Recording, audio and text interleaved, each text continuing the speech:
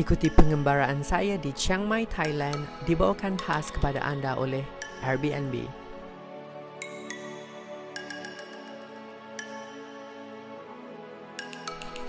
Dalam episod kali ini, kami mempelajari resepi autentik Thai daripada chef legenda Chan Karatna. Sebelum memulakan masakan, kami perlu memberi perhatian terhadap beberapa aspek penting tentang masakan Thai.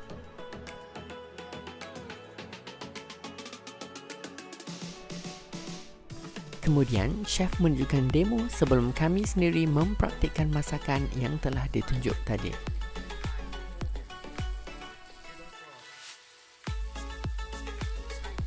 Dan kini giliran saya untuk mencuba resepi Tom Yum Goong atau saya gelarkan Tom Yum Clear kerana supnya jernih, tidak seperti yang selalu kita makan.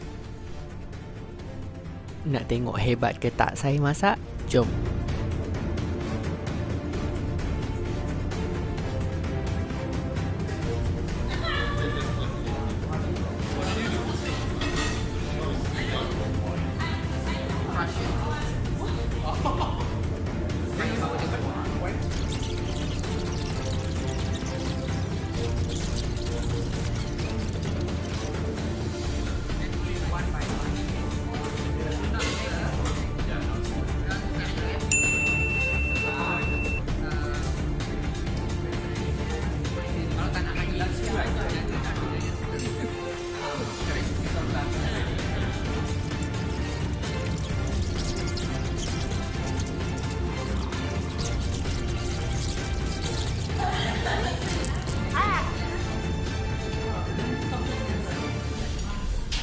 Very good. Great job.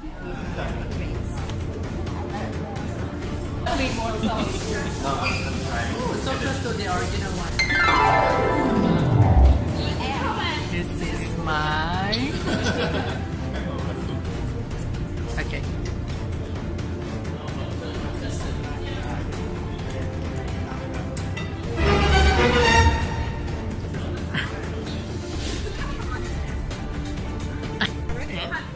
As a Thai, I vote for this one because it's the most closest to a Thai dish. Yeah, I mean it. Thank you. Well, as a Thai, the flavor is a little bit lightly, not like strong flavor, but it's okay for foreigners, like the one who not like eating super spicy food will love it. Yeah, it's not too salty as other, because like you have to be careful to put like fish sauce in the pad thai, in the tom yum, because it will make your soup like become like super salty.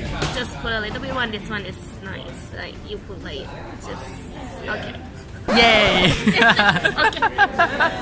So, pengalaman masak tadi, tadi kita masak Tom Yum Goong, which is Tom Yum yang clear. Dia bukan macam Tom Yum yang ada letak santan tu semua, tak. Bahan-bahan dia pun mudah, which is macam ada mushroom, ada shrimp, itu je. So, pengalaman pertama masak okey lah, sebab saya pun bukan pandai masak.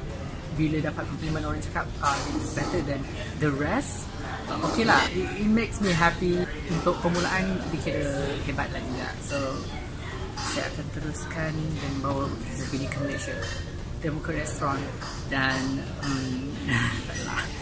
so okay. Now they're making pad thai.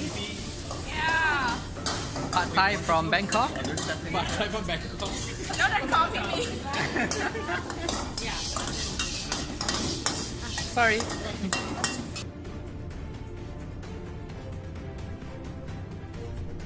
Itu saja untuk Airbnb Experiences kali ini. Semoga bertemu di episod akan datang.